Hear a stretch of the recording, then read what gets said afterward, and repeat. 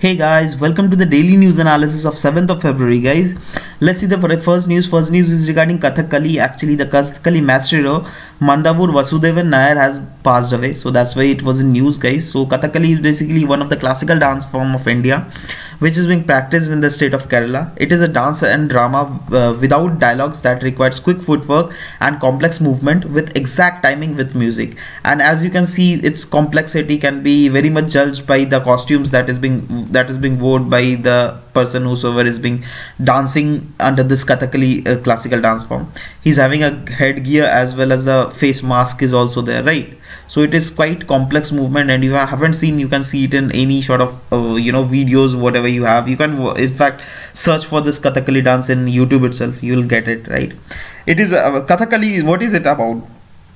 So it is basically about the clashes between goods and evil, under which it is said that the goods always win, right? And regarding the details of Kathakali guys, it is performed in front of a big oil lamp which is called Kalivilakku. Remember this keyword guys, because it keyword might itself pop up in the paper, and this is what called Kalivilakku, right? This is the Kalivilakku, as you can see here, right? So this is Kalivilakku, and the main instrument which is being played during this Kathakali dance form is Chenda, Mandalam, Chengila, Idakka and Ilatham, and the language of the song which is being sung is Manipravalam, Hana. So these are few of the factual things. Next news is regarding Prachi Valley. Actually, recently Archaeological Survey of India has discovered the pottery pieces and the tools which are made of stones and bones, and it is believed to be of pre-Christian era, right? Which is being found in Jalalpur village in Cuttack district of Orissa, right? So basically the discovery of ancient artifacts indicate that a rural settlement might have been existed over the region of Prachi river, right? And that is called Prachi Valley. And it could have a great trade and cultural ties with other settlement also. And if as of now the studies are going, but if it will prove, then it might become a huge discovery for Indian culture perspective, basically, because this Prachi Valley civilization has existed earlier than the Harappa Valley civilization, right? That is the Indus Valley civilization. So it might open a new era of historical researches, right?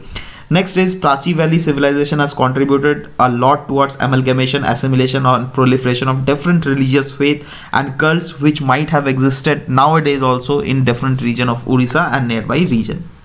So if you see the Google map, where is Prachi river? So here is the Prachi river. As actually you can't see it. It is a tributary of Mahanadi river, right? And yeah, this was it. Next news is about Citizenship Act. Actually, Supreme Court has referred the provision of Citizenship Act 1995 to a fresh constitutional bench. Basically, this constitutional bench will examine the validity of various aspects of this Citizenship Act 1955, including the provisions like cutoff date for awarding citizenship to Bangladesh immigrants that is coming in Assam, right?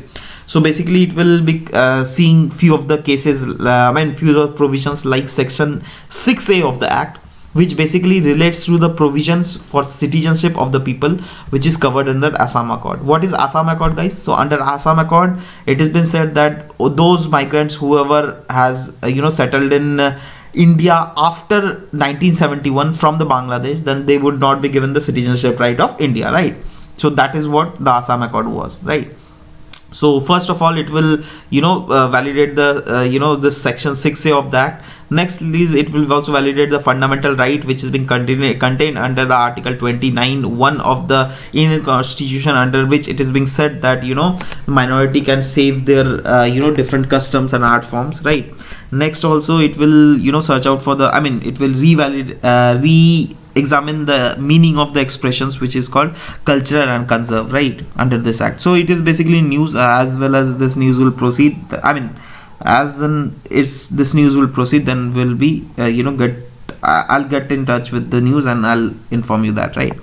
Next news is regarding Laghu Udyog Bharti. Basically, a national level meeting was recently convened by the government of India, in which the members of Laghu Udyog Bharti also came, right? So that's why we are reading about this Laghu Udyog Bharti.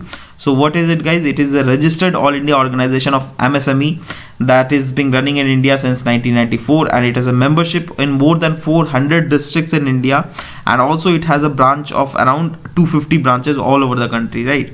And in a genuine effort to organize the MSME sector, this Laghu Udyog Bharti is basically fighting different ills that is being plaguing this MSME sector, right, which are acting as a bulwark regarding the development of this MSME sector, right, and it wants to remove all the impediments that is coming under the way of development of this micro, small, medium enterprise.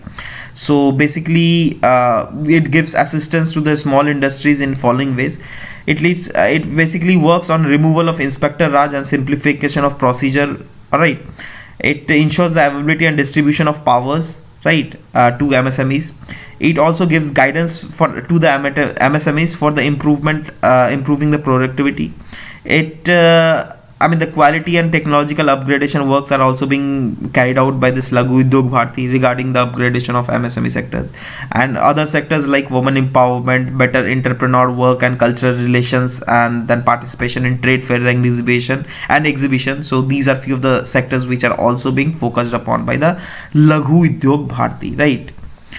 Next news is about Atal Doctrine. Actually, recently the Jammu Kashmir government has asked the central government to revisit the former Atal Bihari Vajpayee's Atal Doctrine, and this doctrine is basically to diffuse the tensions between Pakistan and India, right. Actually, see, the condition happens is like that from both sides there is huge violation of this ceasefire violation, right. So under those conditions, the state government basically believe that the dialogue and reconciliation is the only way to restore peace, because it is ultimately the huge pressure is coming under the state government, right, because the people of Jammu Kashmir are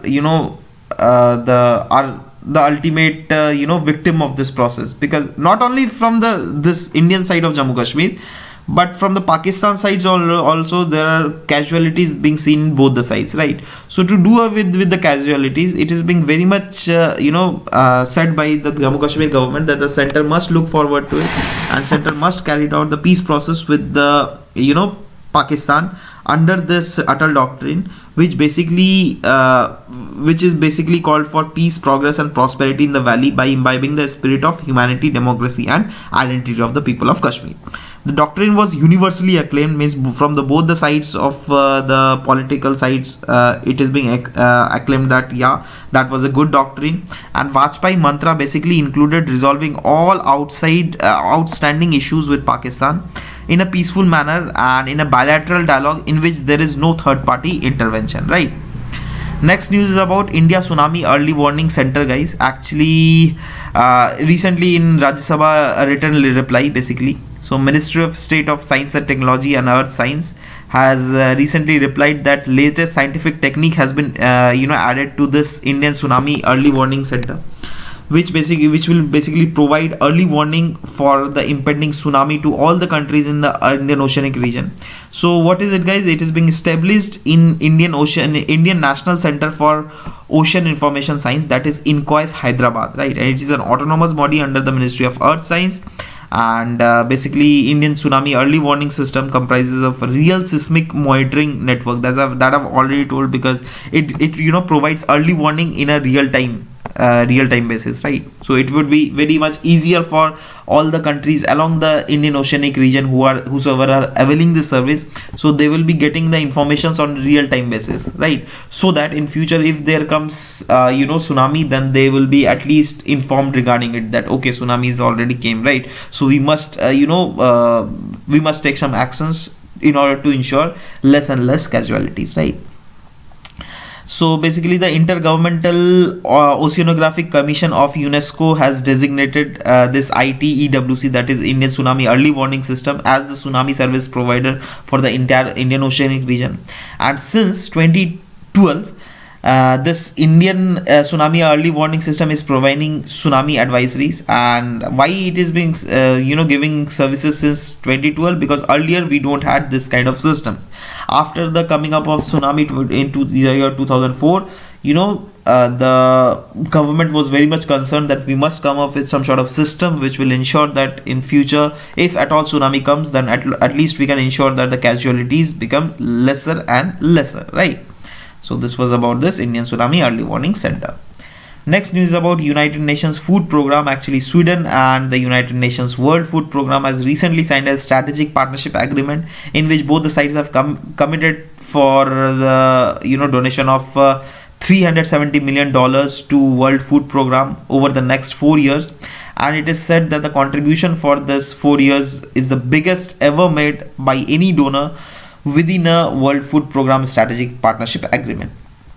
World Food basically program is a food assistance branch of United Nations and the world's largest humanitarian organization, which is addressing the issues of hunger worldwide, as well as the work of it is to promote the food security worldwide. Now, World Food Program also strives to eradicate the hunger and malnutrition from the whole world, with the main and ultimate goal in mind of eliminating the need for food aid itself, right? It is a member of United Nations Development Group, and also it is a part of the executive committee of this United Nations Development Group, right? This came up in 1940, guys, and it basically pursues a vision of the world in which every man, woman and child has access at all times to be food needed for an active and healthy life. The World Food Program operations are basically funded by voluntary donation, which constitute the donation from different stakeholders like world government, corporation, as well as private donors. Next news about Agni-1 missile, guys. Actually, recently there has been successful flight test of this Agni-1 missile. So let's read about it. It is inducted into service in the year 2004, and it is a surface to surface missile. Means if it is launched from this surface, right, then it will cover a distance and it will hit at the surface itself, right? It will not hit in the air midway, right? So that's why this is surface to surface, and it is a single stage missile which is being powered by solid propellants. It has a high specialized navigation system which is capable of hitting the target very accurately. And regarding more of its specification, guys, it is a 15-meter long, and it weighs 12 ton, and it can carry a payload of up to 1000 kilogram, and it is developed by Defense Research and Development Organization of India, which is under the Integrated Guided Missile Development Program, right? And if you see the range of this Agni missiles, then guys, then this is the range of Agni-1 missile, as you can see here. So it is covering the whole Pakistan, which is indeed a very good news. And if you see the Agni-2, Agni-3, Agni-4, Agni-5 missile, then the range of Agni-5 missile is damn huge, and it covers whole of China as well as a part of Russia, right? As well as it reaches to Europe, as you can see, Europe and Africa, right? So yeah, this is about the today's news, guys. We'll meet in tomorrow's class. Till then, bye bye, take care. And if you at all know Hindi, and if you want to access the economic surveys, then what you can do is I have already uploaded the Hindi version of economic survey in my in the link below that I'm giving in the description, so you can watch it there itself if you know Hindi, right? Because I haven't made it in English, right? And yeah, if you at all want to access the mains answer writing discussion, guys, so you can access this also. I'm giving the link below in the description. Here I basically tell that how to write the mains answer writing, right?